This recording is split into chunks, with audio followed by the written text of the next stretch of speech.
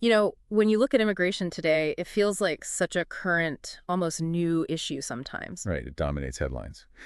But if you've ever wondered about the backstory, like how Germany, France, Switzerland, the U.S., the Nordics, Hmm. how they've dealt with migration over, say, the last 80 years, Yeah. well, you're in the right place. Yeah, this is really a deep dive into something fundamental shaping these societies. We've pulled together quite a range of sources: sociology, politics, history, economics, law, you name it, trying to get a fuller picture. And the mission really is to trace that evolution. Guest worker programs, broader immigration, the big policy shifts, the demographic changes. And those really sticky questions about citizenship, what does it mean to belong? Exactly. We're aiming to connect the dots, policy, history, lived experience, to give you a hopefully insightful overview. Okay, so let's dive in. Post-World War II, there's this massive industrial boom happening in northwestern Europe and the U.S. Incredible growth. I mean, Hmm. industrial output jumped something like 30% by the late 50s.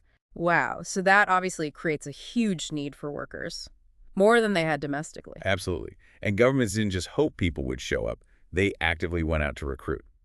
Like West Germany setting up an office in Istanbul, I saw a reference to that with signs in Turkish. Yeah, literally signs for a factory worker, packaging worker. Yeah. It really paints a picture, doesn't it? A very targeted effort. And they formalized it too, these Gastarbeiter treaties. Italy in 55. Then Greece in 60, Yugoslavia 68, and the really big one, Turkey in 1961. Millions of people came, right? Southern Europeans, Turks. Millions. And Switzerland was doing something similar even earlier, signed a deal with Italy back in 48. Mostly construction, textiles. That's right. Later Spain, too. And the impact was huge. By 1970, over 17% of Switzerland's population was foreign-born. A massive change. What about Scandinavia? Was it the same pattern? A bit different initially, but yeah, labor demand drove things there too. Sweden saw Finns and Yugoslavs come in the 50s. Oh. Then Denmark and Norway, more towards the late 60s. They saw inflows from Yugoslavia, Turkey, Pakistan, Morocco. So a common driver, but maybe slightly different timelines in source countries. Exactly. But the key thing about these early programs, the idea was temporary, wasn't it? Fundamentally, these were guest workers, expected to go home. Which meant restrictions, like on families joining them. Oh, definitely. Big restrictions on family reunification initially. Yeah. Switzerland even had rotation rules trying to enforce the temporary idea. Yeah. And getting citizenship. That was a long road, often 10 years residency needed. That seems tough, this tension between economic need and, well, people's actual lives. Absolutely, because, reality set in. People stayed. Unions started pushing for more rights. And maybe humanitarian concerns grew. Yeah, that too. So by the late 1960s, you start to see those rules on family reunification loosening up, a sort of grudging acceptance that many weren't leaving. Meanwhile, across the pond, the U.S. had its own big program, the Bracero program. Right, 1942 to 64. Brought in, about 4.5 million Mexican farm workers? A huge number. And then came the 1965 Immigration Act. That was a big shift, wasn't it? Massive. It got rid of those old national origin quotas that favored Europeans. And prioritized family ties instead. Exactly. Family reunification became central, and that's what really opened the doors to much more immigration from Latin America and Asia starting in the 70s. Okay, so that sets the stage. But then things changed again in the 70s, the oil crisis. That was the watershed moment, definitely. Oh, yeah. Economic slowdown hit hard. And the response was? Recruitment stopped, pretty much across the board in Western Europe. Sweden, 1970, Switzerland, 73, Germany and France around 73, 74, Norway, 75. Full stop on new guest workers. Wow. So what happened to immigration then? Did it just stop? No, it shifted. This period, roughly 73 to 89, is often called the restricted migration phase in Europe. Meaning The main ways people immigrated were now family reunification, joining those workers already there and seeking asylum. Right, so families from North Africa joining workers in France, for example. Exactly, or refugees from the Eastern Bloc and later, from various conflict zones. Germany saw a lot of asylum seekers in the 80s, didn't they, before the wall came down? Huge numbers, around 350,000. Plus, at the same time, many Turkish workers who'd arrived earlier were now bringing spouses and children over. So communities became more permanent. So even with recruitment halted, the demographics kept changing. Definitely. And within this period, you see some really key things developing. Right. Well, first, that gradual acceptance of family reunification we mentioned. Governments slowly eased the rules. Germany's move in 81 was It's significant. like acknowledging reality, basically. Pretty much. Switzerland, Scandinavia saw a similar easing in the late 70s. It was a de facto recognition that these weren't temporary guests anymore. And second, you mentioned asylum. Refugee flows became much more prominent, driven by big geopolitical events. Think of the U.S. taking in Hungarians in '56 or Vietnamese boat people after '75. And in Europe, the Balkan conflicts, Middle East instability in the '80s. It pushed numbers up. EU-wide asylum applications basically doubled by the end of the '80s. And all this must have sparked debates, right? About integration, identity. Absolutely. As communities settled, questions arose. France started moving from rigid assimilation towards integration in the '70s, a subtle but important shift. Recognizing some mutual adaptation was needed. Kind of. Germany, though, stuck mostly to just sanguineous citizenship by bloodline. So kids born in Germany to Turkish parents weren't automatically German. That's a huge difference. It is. Though Germany did bring in integration courses and some limited naturalization for the second generation in '81, but the residency requirements were still really long, 15 years, even by 1990. These policy differences had big long-term consequences, I imagine. Profound impacts on belonging, political voice. Yeah. And the profile of who was migrating changed, too. Less focus on male factory workers. Right. With family reunification, you saw more women arriving. Also people coming for domestic work and more international students, too. A more diverse mix. What about Scandinavia during this time? You mentioned welfare states earlier. Yeah, that became a really central part of the conversation there. This idea is sometimes called the welfare magnet theory. The concern that generous benefits attract migrants. Exactly. Whether true or not, it became a political issue, especially in Denmark in the '80s. They started linking welfare access to immigration status, work requirements, that sort of thing. Did Sweden do that too? Initially, Sweden tried to maintain universal access more strongly. But eventually, pretty much all these welfare states tightened eligibility for newcomers to some extent. It highlights that core tension, universal principles versus sustainability concerns. Okay, so fast forward to the 90s. The Cold War ends. The EU expands. Another big shift. Definitely. The fall of the Berlin Wall, then EU expansion, especially in 2004, it opened up movement within Europe. Schengen in '95 helped too, right? Fewer border controls. Hugely. So you saw lots of, say, Poles, Lithuanians moving to Germany, Scandinavia, Switzerland for work, labor mobility within the EU. But this era also saw some terrible conflicts, the Balkans. Tragic. And yes, that led to major refugee waves. Then instability in the Middle East continued. Culminating in 2015, the refugee crisis. Yeah, over 1.35 million asylum applications in the EU, plus Norway and Switzerland. Mostly Syrians, Afghans, Iraqis. Germany took in a huge number, nearly 1 million in 2015-16. What about the U.S. during this period? Immigration continued steadily there. Family visas, skills visas. The foreign-born population just kept growing. Tripled between 1970 and 2020. Wow. Reaching almost 48 million by 2023. Around 14.3% of the population. Still a major destination. And how did governments try to manage all this increased movement, especially in Europe? Well, they developed more complex systems. The Dublin Convention in 1990 tried to sort out which country handles an asylum claim. To avoid asylum shopping. That was the idea. And then Frontex was set up in the 2000s to manage the EU's external borders. More coordination, more control mechanisms. National laws kept changing too, right?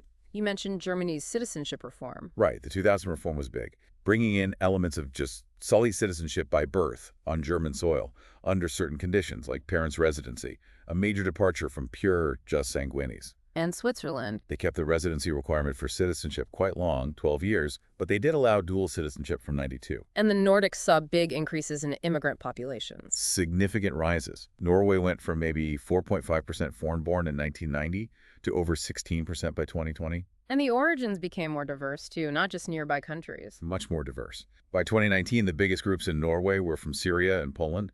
In Sweden, large numbers from Syria, Iraq, the Horn of Africa. Big changes. So looking at this whole period, 90s to mid-2010s, what are the standout trends? Well, first, the continued, even expanded need for labor migration, not just the EU mobility, but global demand. For high-skilled workers, like tech. Yep. Things like the U.S. H-1B visa, the EU Blue Card starting in 2009, attempts to attract talent. But also, ongoing demand for lower-skilled workers. Agriculture, hospitality, care work. Okay. Second trend. The politicization of migration, especially around asylum flows, that 2015 surge really triggered upheavals. Merkel's Willkommenskultur in Germany. Contrasted sharply with the rise of parties like the AfD, Pegida, Same in France with the National Front, now Rassemblement National. The Swiss People's Party, too. Even in the Nordics. Yeah, parties like the Sweden Democrats, Norway's Progress Party gained traction, arguing for stricter immigration control. It became a major political dividing line. And a third trend, what about the people already there, the second generation? Right. The focus increasingly shifted to integrating the children of immigrants.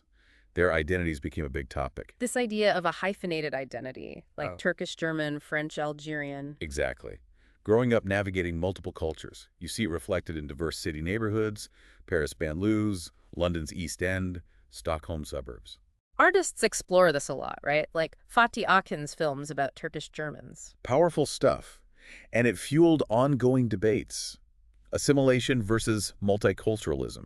Should immigrants just adopt the host culture, or should diversity be actively supported? France leaning towards assimilation, the U.S. with its melting pot ideal. But the reality everywhere is way more complex, isn't it? Constant negotiation, cultural mixing, but also persistent divisions and inequalities. Which brings us neatly to citizenship and belonging. It's more than just a passport, isn't it? Oh, much more. It's about legal rights, yes, but also political participation, feeling like you're part of the national community. And large-scale immigration forces societies to rethink who's in that community. It inevitably does. You have to renegotiate national identity. Like Germany moving away slowly from pure just sanguinis. That 2000 reform was key. A really significant step towards recognizing that people born and raised there, even with foreign parents, could be German. Sweden, Norway, Finland also adapted their laws over time. Contrasting with France's just solely, but tied to that strong assimilationist culture. Right. And it's interesting, Canada went for official multiculturalism quite early. Europe has generally been much more cautious about formally recognizing distinct group identities like that. History plays a huge role too, doesn't it? Colonial ties. Absolutely essential context. Think of France and North and West Africa. Those migration links are deeply rooted in colonial history. Algeria being legally part of France until '62, that leaves a mark. A profound one. Similar dynamics with Britain and its former colonies, though that's not our main focus here. And of course, the U.S. and Canada are fundamentally settler societies built on migration. If we put an economic hat on for a moment, guest worker programs look a bit like tools for businesses, right? Accessing cheaper labor. That's certainly one perspective, especially in the context of neoliberalism, West Germany, Switzerland. Businesses benefited from that labor pool. But it drew criticism too, exploitation. Oh, yeah. The Bracero program, for example, was called legalized slavery by some critics. There's always that tension. But the flip side is the argument that immigrants fill needed jobs, boost the economy. Right, which is the rationale behind things like the EU Blue Card for skilled workers today. Yeah. It's presented as economically beneficial. And the welfare state complexity we touched on, the welfare magnet idea. That debate continues, led to policies like Denmark's, requiring work or study for full benefits. Even Sweden, known for universalism, tightened some rules. There were adjustments, yes, reflecting that underlying political concern. Will the majority population support funding welfare for large numbers of newcomers? It's a persistent issue. What about culture? Migrants don't just cut ties with home, do they? Not at all. Cultural studies really highlights these transnational connections. Remittances, visits home, diaspora networks, they're incredibly important. It challenges that old idea of just assimilating completely. Totally. People maintain links. Some talk about post-national citizenship identities that aren't tied to just one country. Living between worlds, in a way. German and Turkish, Swedish and Somali. Exactly. And that lived reality inspires so much art, literature.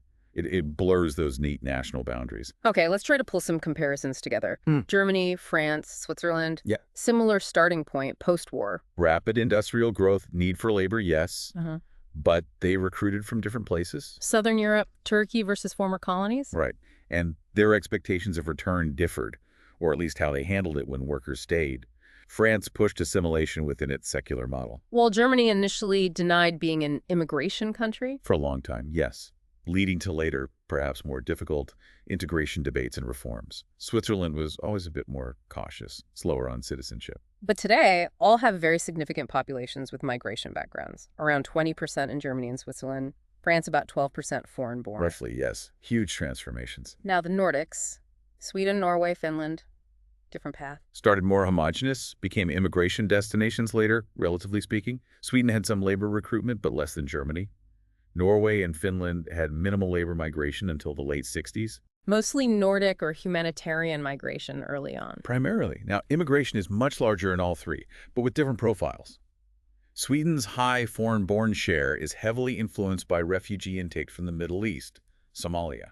Norway, more diverse sources. Poles, Swedes, asylum seekers, reaching 16%. Correct. Finland's share is lower, maybe 8–10%, often from the former Soviet Union, Asia. And the debates there strongly link immigration to the welfare state model and integration. Very much so.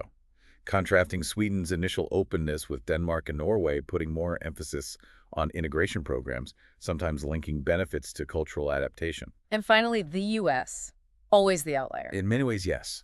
Its history is immigration history, continuous flow. The post-1965 diversity is key, now nearly 48 million foreign-born. And the principle of just solely citizenship is fundamental, unlike Europe's historical just sanguinis. Main sources: Latin America, Asia, and a strong tradition of migrant rights movements. Yes, alongside that powerful, if contested, American melting pot narrative, debates about assimilation versus multiculturalism are constant there too. It helps to have some key dates as anchors. Can we recap a few? Sure. 1948, Swiss-Italian Treaty. 55, German-Italian. 61, German-Turkish. 64, U.S. Bracero program ends. 65, U.S. Immigration Act, big one. Then 73, 74, European guest worker recruitment largely halts. 86, U.S. amnesty, IRCA. Late 80s, early 90s, communism falls, Yugoslavia breaks up, Maastricht, Schengen, huge changes. Right. 2000, Germany's citizenship reform. 2004, EU expansion. 2015, the big refugee influx. And 2020 onwards, ongoing issues, COVID impacts, debates about citizenship, post-colonialism, it continues. Absolutely. And thinkers help us frame this. Bauman on liquid identity, Sasson on global cities. Etzioni on community, Portis and Zhu's segmented assimilation, how different groups integrate differently. And the 1951 Refugee Convention is still foundational legally. Plus, various movements, immigrant rights groups, NGOs, the sanctuary movement in the U.S., they've all shaped the landscape. And we can't forget the storytellers, filmmakers, novelists, giving us the human dimension. Crucial, like Gigan Diwand you mentioned, or writers like Stig Seiderbakken in Norway exploring these themes. So wrapping this up, what's the big takeaway from this 80-year journey? I think it's that migration has just profoundly reshaped all these societies, both origin and destination countries. It constantly tests ideas about citizenship, solidarity. But also enriches culture, drives innovation. Exactly. It's a dual-edged thing, always has been. And looking back, it really underscores that migration is just a constant feature of human history, isn't it? Driven by economics, conflict, family, just the desire for dignity. It constantly challenges borders, constantly forces us to redefine who we are. So maybe a final thought for you listening, reflecting on this huge sweep of history. What do you think are the most significant long-term consequences for national identity, for social cohesion in these countries looking ahead? Yeah, something to really mull over. It's a question that's definitely not going away.